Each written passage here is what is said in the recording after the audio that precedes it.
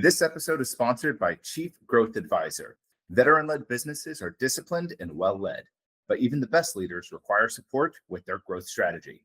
Chief Growth Advisor provides essential services, giving you the clear, consistent roadmap needed to move your business from the tactical execution level to strategic operations. Stop guessing and start scaling. Use the link below or scan the QR code to connect with Chief Growth Advisor now and take your business to the next level.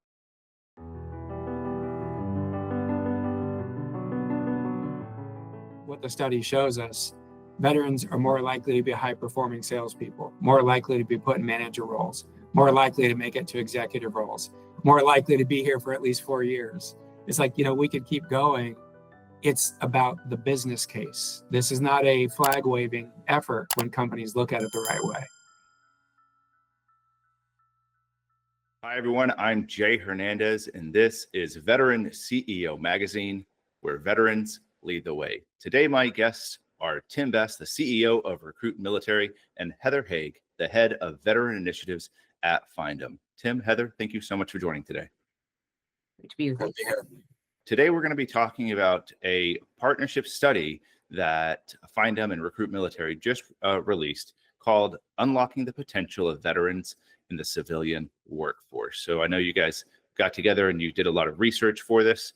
At VCEO, the first prompt that I like to ask all of my guests is, because we're talking about career transition and you guys are both veterans yourselves, I'd like to get to know a little bit about your personal journeys.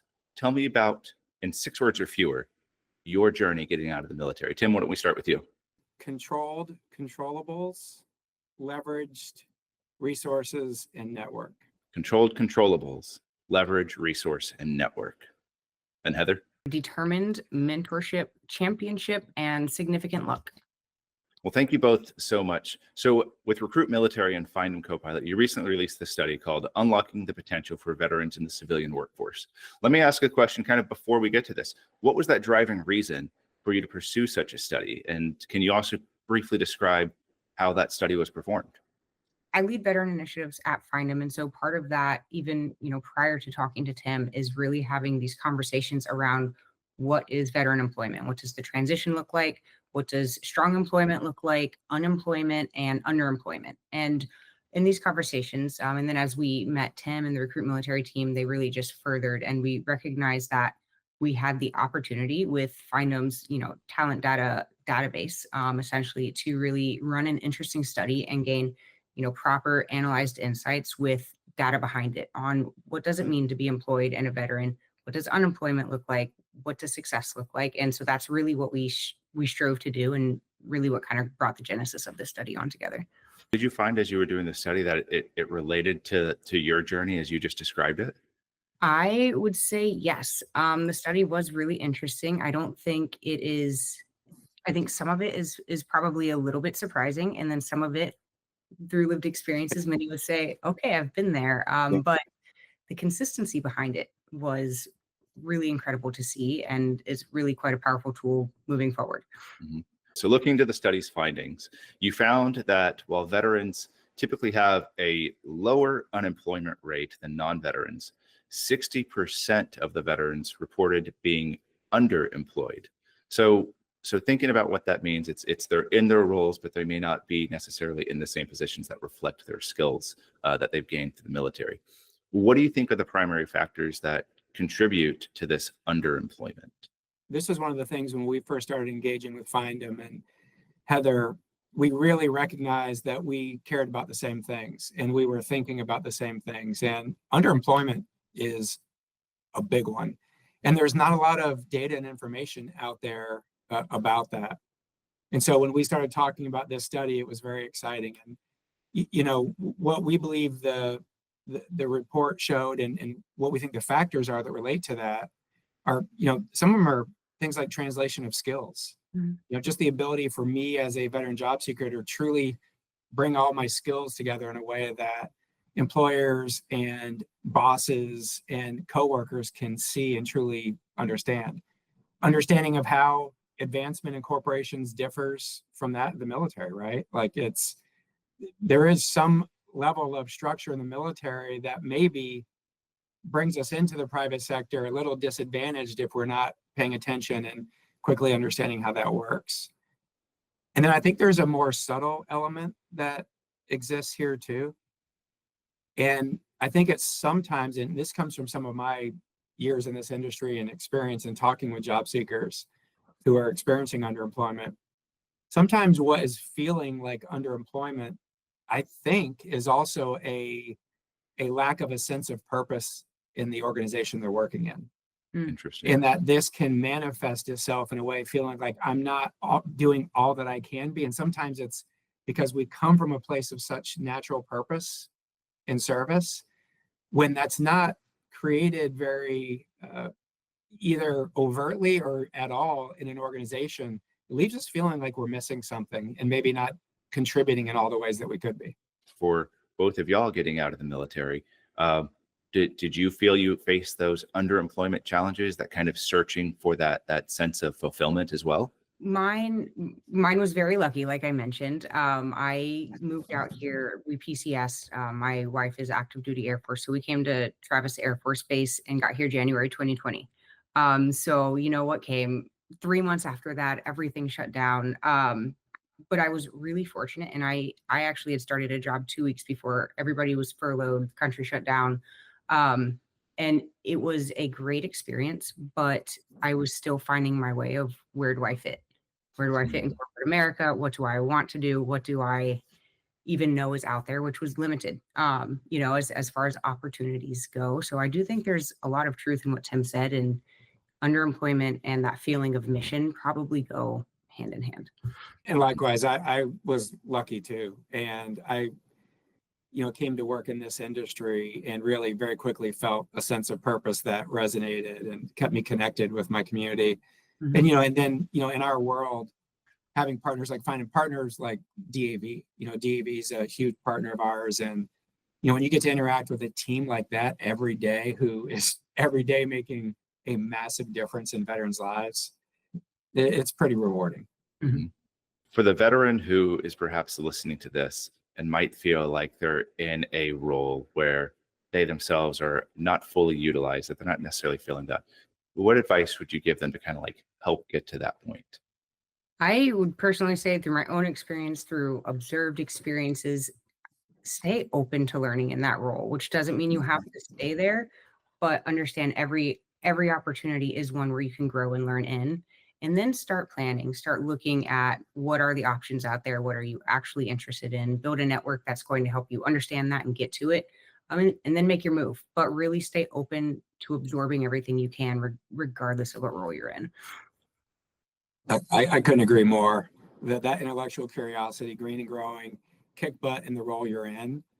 And then the thing I would add to that is, and sometimes I'll catch a little bit of slack when I talk like this to our audience, but it's also sometimes where there's a void, there's an opportunity. Mhm. And, in the military, many of us have been in a place where we did get to see incredible purpose put into action. And like, well, hey, maybe if that's missing in my organization, maybe this is a chance for me to be a difference maker and to, pour some rocket fuel on my career by being that person. One of the things that the study found with the data is that veterans often will bring somewhere between 2 to potentially even 4 more years of experience, sometimes even more than that, to a role, but they also may be less likely to get promoted than non-veterans. So I'm a little curious here. What are some of those reasons why a veteran would be less likely to get promoted despite having that more experience? That is one of my most interesting data points, I think, in the study, in that it's so consistent across 4 very different fields. So it is kind of like, okay, we do know that people are coming in, veterans are coming in more experienced. When you look at promoting, though, in the corporate workforce and, in industry versus in the military, it's such different pathways, and how you get there is so different. In the military, not only is promotion on a timeline, it is outlined for you in a regulation. It lets you know what broadening assignments, what focus, focus key positions you need to have to get there. And they notify you when it's time to promote. And they say, go ahead and put in your packet. There's really very little guessing when it comes to how and when to promote. On the civilian side in corporate America, it is, nobody's going to come say, Heather, it's time for your next role. don't sign up for it, make sure you apply. Instead, it's really up to me to understand my own role, make sure that my leadership knows what I'm doing, knows who I am, and I'm creating those opportunities. And I'm learning to understand recognizing opportunity. And I think that's quite a big learning curve versus a really regimented promotion schedule versus one that you actually really have to drive yourself. Mhm. Yeah, and Heather nailed it. And I actually have a quick story that Heather and I both know the person that told us this story. And he was a senior TA leader in a Fortune 100 company. And they did a study on this one time across a huge data set. And what they found was that veterans were less likely to raise their hand for a promotion. And it Really? goes just to what Heather was saying. And when we talked about that a little bit with this individual, he said that as they dug into it, it was all the things Heather mentioned. And just, there's some of these little character traits that are honed in the military, like quiet professionalism, chain of command. And it's not that those are bad, they're incredible, but sometimes they can put a wall up between some of the actions needed to be on a very aggressive progression track. So also talking about how the study highlights that veterans are also 55% more likely to hold executive positions and even 43% more likely to be the top performing salespeople. So we know that the skills that they bring and the leadership that they bring are really valued, especially at that leadership level.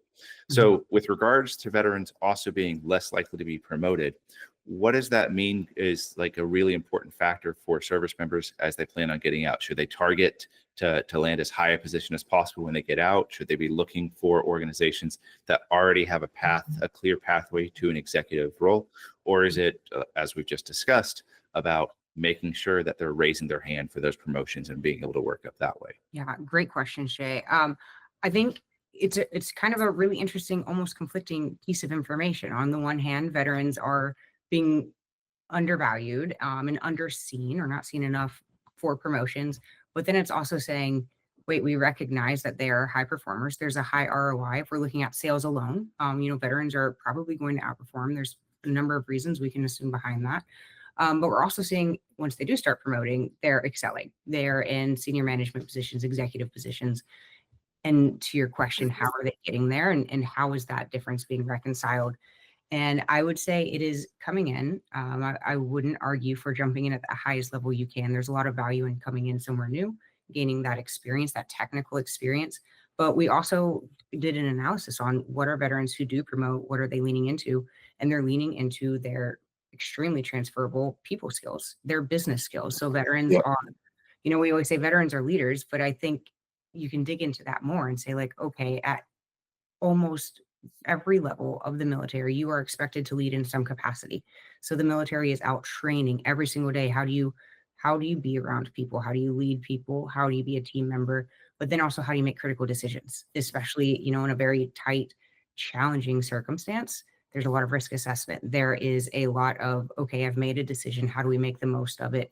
And how do you make opportunity to win in the military? And those are all skills that prove to be very, very valuable in the business world. And so what we found is veterans who lean into those skills are leaning into them more than their civilian counterparts. And that is, really proving strong for promotion and continued upward growth. I really agree that it's not about necessarily saying I got to step in at a higher level. Mhm. It's all the things that Heather said. And I think, also, I mentioned control the controllables in my journey. There are factors that can affect even the ability to accept a promotion, right? Like the ability to be geoflexible. What have I done with my education skills along the way, as Heather mentioned? And then I think also, as the Deere case study in the report shows, and our close work with them over the years, what we know about them is part of them being the right kind of organization for the kind of growth that you see happening there is because they set an expectation of growth for veterans. And that expectation for veterans can be a real accelerant to their careers. This next part of the study I found really interesting because I've had just the chance to work with so many engineers throughout my career. The study mentioned that veterans are 20% more likely to be in engineering jobs without a bachelor's degree. And I think that's something that we actually see is pretty common among a lot of veterans, especially if they were enlisted and worked. They could do a 20-year enlistment, have a huge skill set, but not necessarily having that bachelor's degree. So my question is, how does that really challenge this traditional hiring mindset that relies so heavily on a formal education being a requirement for employment? One thing I think it's a proof point that it isn't always the absolute requirement. And you will kind of see in industry, particularly in technology right now, there's a really big push for certifications, non-traditional education pathways, things like that, in order to actually get a career started. And that is a newer narrative in the past few years, handful of years. But I think we've seen this with veterans coming in, and they are the case point that is experience, on the job experience, lived experience, as valuable, if not more valuable, in certain circumstances than in education, which isn't to say an education isn't worthwhile. It isn't worth the time and the effort, but it doesn't necessarily have to be the only way we see a starting point into a career. And veterans are blowing that out the water. And we see this a lot in the technical areas of the military, beyond even how we think of high tech like technology and cyber, but also in technician fields. Think about aircraft technicians, maintenance technicians, Navy nuclear power. Education and a degree is like a label we put on something, right? And when you have really highly skilled professionals coming out of those career fields, many times their skills translate incredibly well into hands-on, true engineering jobs. That's just where tools like what we've created with Findem, the veteran talent source, and Findem's incredible ability to surface those things. It helps recruiters and hiring managers see those tangible skills in a way that transcends what we might normally think of from an education standpoint. Let's talk next about retention, because this one's really interesting, especially as we start to near the 5-year mark on it. So obviously for businesses looking for talent, employer retention, that's a major factor for all sorts of things, from continuity, business stability. And the study found that veterans are actually 31% more likely to stay at a job for 4 more years compared to the non-veterans. So can you explain a little bit about that study, what it found on turnover trends, and what that means for businesses as they should consider veterans? 31% more likely is huge testimony, isn't it? It's pretty awesome. When you think about, let's just first talk about the cost of that. You think about the average cost of employee turnover. If this is something we watch a little bit in our businesses, and if you triangulate 2025 reporting on this, it's estimated that there's somewhere between 50 to 200% cost of turnover based on an employee's annual salary. So when you run the dollars on that and you say, okay, what does that mean? So every time we turn someone over, you're talking about $25,000 to $100,000 per employee for typical US jobs. That's a massive case study for the purpose behind retention. There is a lot of retention information out there about when you first transition and how likely are you to leave that first job. And then after that, how likely are you to stay in? So I think there's really 2 interesting pathways of conversation here, but it is worth studying the why behind why is a veteran staying for 4 years, whether it's in that first job after or, their second job, whatever it may be. How do you bring that over to that first job? How do you bring whatever that company is holding in there to that first job? And I think that's really where we start seeing companies doing things like making sure they understand they even have veterans in their workforce, looking at why might this person be great for promoting, not simply because they're veteran. That's not a good enough reason to promote, but what maybe are they doing that's unique to them and is common among veterans that is going to push them forward, and having kind of those career outlines there. So I know when we, looked at John Deere, which Tim, you work really closely with them, they actually outline that career path for those coming in. So then it becomes a question of why would you leave when you are not only happy and comfortable, the people around you, you've built that community, but you are being given opportunity, you are getting to learn. And I think the opportunity to learn really goes back into mission and feeling like you belong and you're growing. So then, yes, 4 years makes total sense, because in 4 years I've started a new job, I've learned, I've promoted, and I've built, a strong network. So really observing why that's happening is important. So, are there specific indicators that veterans can look out for when they're looking for companies just to help them be more knowledgeable about that career transition? Like, what was it that John Deere did if you're not in John Deere yet? If you're a veteran who's looking for a company and they see a company like John Deere, what are the indicators they need to look for something like a company that's doing a lot to forge a career path for them versus, the tens to potentially hundreds of other employers that they're looking at? I love that question, Jonathan. And I think it's a great way for job seekers to think, right? Like where are people like me thriving? Why are they thriving? And what does that tell me about the ingredients I should be looking for? And, when I think about Deere and what they do so well, Heather covered a couple of things. They have a plan, they have a dedicated effort. They're communicating not just what the jobs are, but what the paths are. Mhm. There's the expectation of growth. When you dig in more and you get to know those kind of opportunities, in companies like Deere, and then in companies we've never heard of, right? Small and mid-sized businesses who have the same kind of opportunity. It's here's some very standard and similar ingredients. They're companies where leadership is actually present, right? Where there's real leadership in that organization. There's real expectations of a high performance from the beginning. That's an indication that there's something good going on there. And then one of the things we talk about a lot with job seekers is you've also got to find those companies where what you bring to the table is where you're very useful, where your unique skills are great at solving problems that exist in that company. And so you're also matching your own potential with the company's needs. So it's not rocket science, but it is really looking at some of those key ingredients and then saying, okay, how am I going to look for these and measure them as I'm going through my diligence in my job search?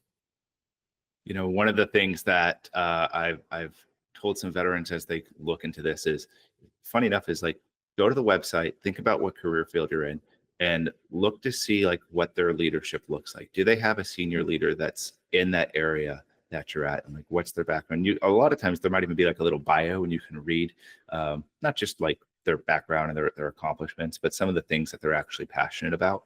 But I say that because when companies are promoting people to senior leadership positions, it can give you a glimpse of where the company's priorities are. Where's the funding going? Because they have a leader specifically for that area. So that's just one of those indicators as you're looking at companies. Not a foolproof thing by any means, but just one more thing to potentially look at. 100%. Agreed.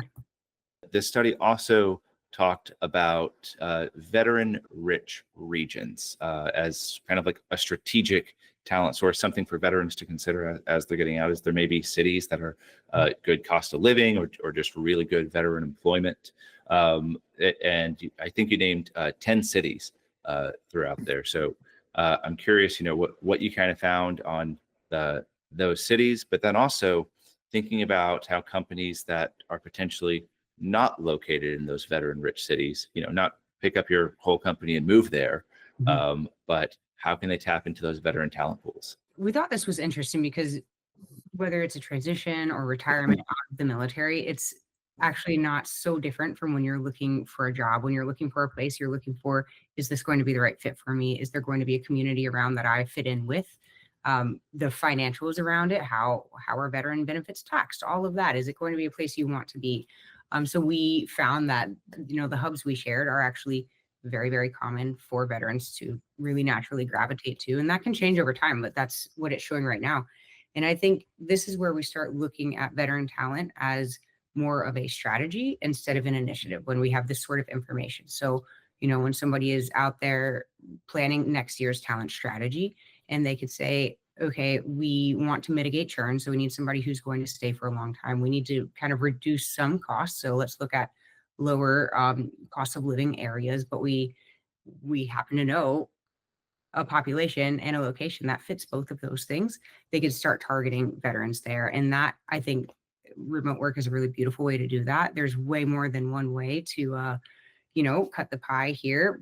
You can always fly out quarterly or whatever it may be. There's always a way to work around the challenges if you're willing to. And it really, I think, drives the business case for veteran employment as a talent strategy versus the, initiative that's there, but not always easy. Just from a workforce planning standpoint, when you think about the Findem ecosystem and what's available in there, a lot of where the data for this research came from, workforce planners can literally go in through their insights and analytics portion of the platform and say, hey, we are looking to expand our capacity, grow the organization. Potentially, you're able to look and say, well, where's the workforce? And you see that happening a lot in a lot of our reshoring of manufacturing and chips, and where that's being done in a really elegant way, I think companies are setting themselves up to win. If I can just add one more thing, it isn't so challenging to attain talent from those areas. Recruit Military, one of the number one things they do is they host job fairs, and they host them in every single one of the regions that we listed, and then plus 99 others, hundreds of others across the nation. But the opportunity to go and directly interface with that veteran talent is there, whether it is through social platforms or through a direct email outreach or going actually in person and finding them, going to the TAPS program. It's there. And the companies like Recruit Military or like what we're doing together it's already there to bring the information right to the recruiter. So it's really a conversation away, I'd say. With regards to the increasing use of companies using AI for hiring, what can the veterans and the service members and the family members do to therefore be more noticeable for these recruiters? I'm personally very excited about the impact AI can have in the workforce in general, but also particularly for veterans.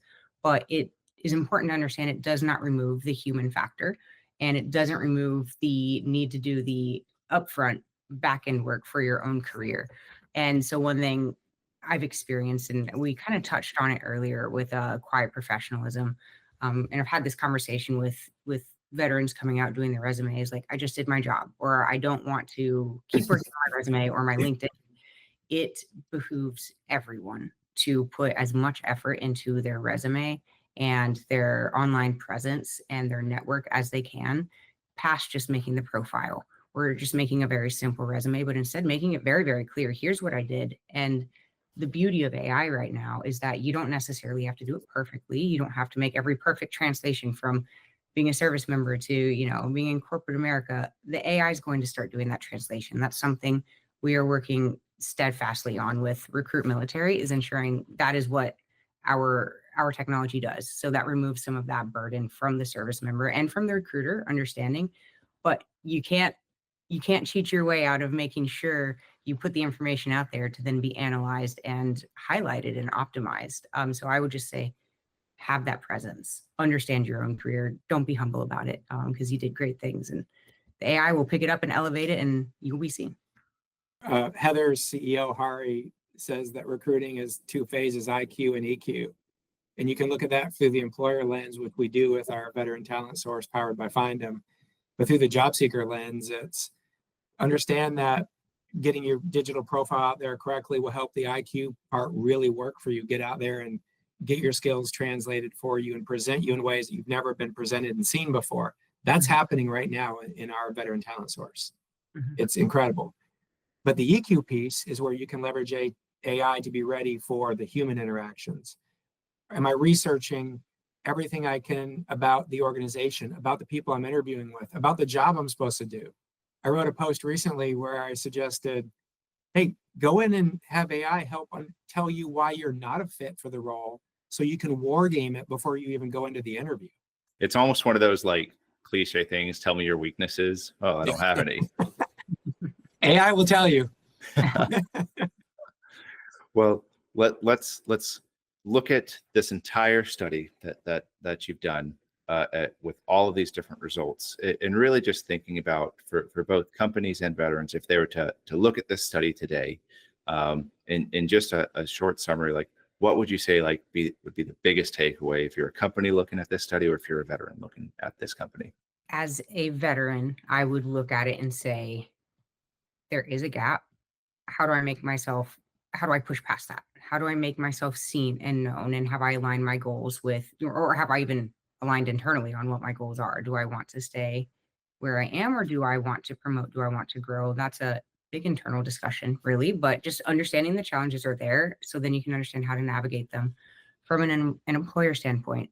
I would take away the very real business case here in that veteran talent, one, is probably already in your workforce. So you probably have some really great talent that you should look into that's going to drive everything you want: innovation, revenue, stability in your company. So I'd start there and say, like, who have I not noticed is great for this role I have open, or for example, but also how can this push my talent strategy? Where am I going to make the biggest impact, and what's going to make the biggest impact on my company? And it's right here. It's in your veteran talent pools. My message starting with employers is invest in the talent pool. Heather said something really cool earlier, that veteran recruiting should be a strategy, not an initiative. And I couldn't agree more. Listen, what the study shows us, veterans are more likely to be high performing salespeople, more likely to be put in manager roles, more likely to make it to executive roles, more likely to be here for at least 4 years. It's like, we could keep going. It's about the business case. This is not a flag waving effort when companies look at it the right way. And then on the veteran side, listen, it's know thyself. Mm-hmm. Do the work, get your digital profile out there, use the technology to help you better perform when it gets to the EQ phase, the interviewing and the engagement. And then allow the technology to support your career as you're moving forward by servicing you for things that you're not even aware that you're ready for. Well, Tim, Heather, I want to thank you both again so much for joining today. Lots of great stuff in this study. Again, this is talking about the study Unlocking the Potential of Veterans in the Civilian Workforce, co-opted by Recruit Military and Findem. Thank you both so much. Thank you, Jonathan. Thanks, Johnson. This is Veteran CEO Magazine, where veterans lead the way.